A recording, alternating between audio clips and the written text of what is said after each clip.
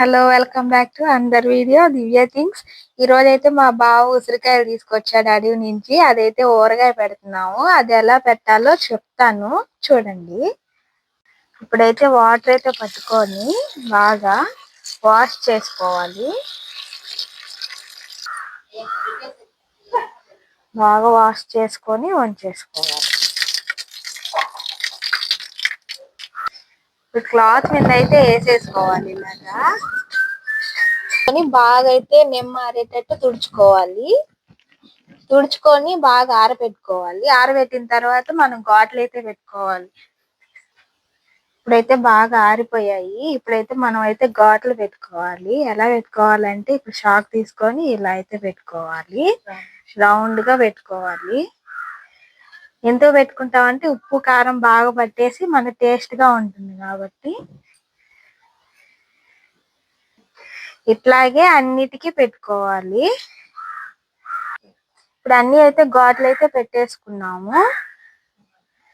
వేడి నీళ్ళు కాసుకొని గోరువెచ్చంగా దాంట్లో చింతపండు వేసుకొని బాగా అయితే నానబెట్టుకోవాలి గుజ్జు వచ్చేటట్టు. కేజీకి వచ్చి 100 గ్రాముల పైన వేసుకోవాలి చింతపండు. గుజ్జు చిక్కగా తీసుకోవాలి. ఇప్పుడైతే మనం మామూలు గిన్నె అయితే తీసుకోవాలి. జల్లి గిన్నెలో ఇలా అయితే చింతపండు మొత్తం గుజ్జు వేసేసుకొని గుజ్జు అంతా సపరేట్ అయ్యేలాగా అయితే తీసుకోవాలి. ఇలాగా 50 గ్రాములు మెంతులు వేసుకొని 100 గ్రాములు ఆవాలు వేసుకొని ఈ విధంగా అయితే వేయించుకోవాలి. లైట్ బ్రౌన్ వచ్చిన తర్వాత మనం ఆపేసుకొని మిక్సీ జార్లో అయితే మిక్సీ పట్టేసుకోవాలి. ఆవాలు మెంతులు చల్లారిన తర్వాత మిక్సీ జార్లో అయితే వేసుకోవాలి. మిక్సీ జార్లో అయితే వేసుకొని ఇప్పుడు మిక్సీ అయితే పట్టుకోవాలి.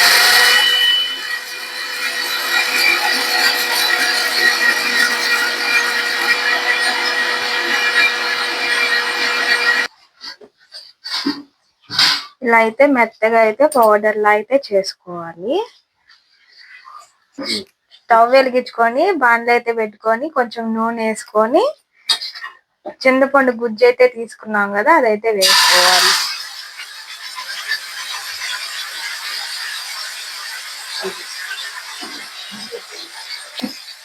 ఇప్పుడైతే కలిపెట్టుకోవాలి. దాంట్లో 1 టేబుల్ స్పూన్ పసుపు వేసుకోవాలి. బాగా అయితే మిక్స్ చేసుకొని బాగా గుజ్జు అయితే దగ్గర పడేటట్టు అయితే ఉడికించుకోవాలి. ఈ విధంగా పసుపు అంతా బాగా మిక్స్ అయ్యేటట్టు అయితే కలుపుకోవాలి. ఈ విధంగా చిక్కబడేటట్టు అయితే మనం బాగా అయితే కలుపుకొని ఆపేసుకోవాలి. స్టవ్ వెలిగించుకొని ఒక బాండ్లు పెట్టుకొని నూనె అయితే వేసుకోవాలి.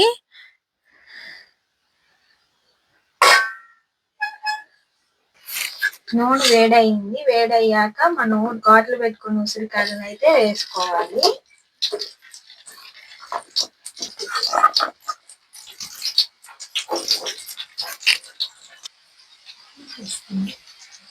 బాగా డీప్ ఫ్రై చేసుకోవాలి.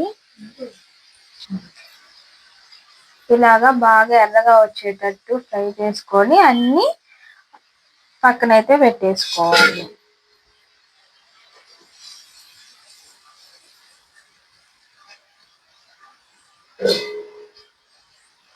అన్ని ఇలానే చేసుకోవాలి. డీప్ ఫ్రై చేసుకోవాలి. అన్ని ఈ విధంగా అయితే ఫ్రై చేసి పక్కనైతే పెట్టుకోవాలి.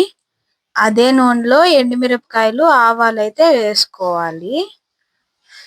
చింతపండు గుజ్జు 3 టేబుల్ స్పూన్ కారము వెల్లుల్లి తీసుకున్నాను పొట్టు తీసుకునింది. కొంచెం సాల్ట్ అయితే వేసుకుంటున్నాను మనకు రుచికి తగ్గట్టు. మెంతులు ఆవాలు మిక్సీకి వేసుకున్నాం కదా అదైతే వేసుకుంటున్నాను. ఇప్పుడు ఇదంతా బాగా కలిసేటట్టు అయితే మిక్స్ చేసుకోవాలి. ఈ విధంగా అయితే బాగా అయితే కలుపుకోవాలి. ఇప్పుడు మనం డీప్ ఫ్రై చేసుకున్న ఉసిరికాయలు అయితే వేసుకోవాలి. ఇవి కూడా బాగా మిక్స్ చేసేసుకోవాలి.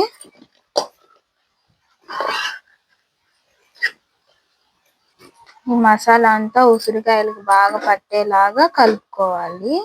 నేను కొంచెం అయితే నిమ్మరసం అయితే మిక్స్ చేసుకుంటున్నాను. ఎందుకనంటే చింతపండు గుజ్జు, నిమ్మరసం 2 కలిసి ఇంకా టేస్ట్ సూపర్‌గా ఉంటుంది కాబట్టి కలుపుకుంటున్నాను.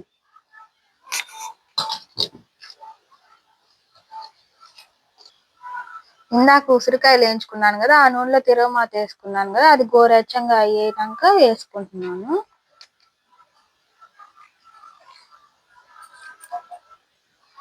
నూనె వేసిన తర్వాత ఈ విధంగా అయితే మిక్స్ చేసుకోవాలి బాగా. లాస్ట్‌లో మనం టేస్ట్ చూసుకోవాలి. ఎందుకంటే ఉప్పు, కారం అయి సరిపోయాయా లేదా అని చెప్పి చూసుకోవాలి. సరిపోకపోతే మళ్ళీ కొంచెం వేసుకోవాలి ఉప్పు, కారం అయ్యి. ఇది ఊరేదానికైతే 3 రోజులైతే టైం పడుతుంది. తర్వాత మన టిఫిన్‌లో ఏసుకోవచ్చు, అన్నంలో ఏసుకొని అప్పుడైతే తినొచ్చు. వేడి వేడి అన్నంలో కొంచెం ఉసిరికాయ ఏసుకొని, అలవాటైన వాళ్ళు నెయ్యి కూడా ఏసుకొని తింటే వేడి వేడి అన్నంలో టేస్ట్ అయితే సూపర్‌గా ఉంటుందండి. మీరు ట్రై చేయండి ఒకసారి. ఈ వీడియో మీకు నచ్చినట్లయితే ప్లీజ్ లైక్ చేయండి, షేర్ చేయండి, సబ్స్క్రైబ్ చేసుకోండి.